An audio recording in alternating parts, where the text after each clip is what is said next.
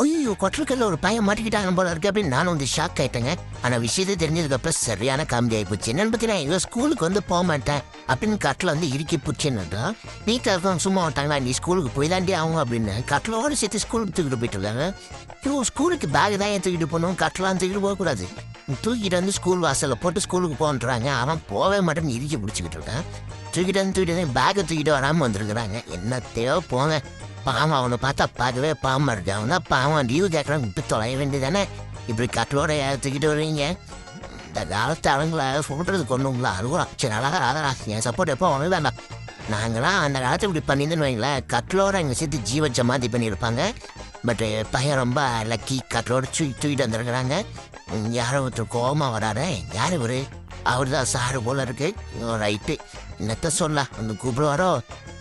முடிஞ்சா என்ன நாடியெல்லாம் பிடிச்சி பார்க்குறாரு. டாக்டரா இல்லைன்னா சாரு தான் போல இருக்கு. இந்த பையனை பார்க்கும்போது உங்களுக்கு யாராவது ஞாபகம் வந்துச்சுன்னா அவங்க வீடியோ ஷேர் பண்ணுங்க. ஏய் நீ இப்படி தானே பண்ணிட்டு இருந்த ஸ்கூலுக்கு போகாம அப்படின்னு மிரட்டுறாரு. என்னவா?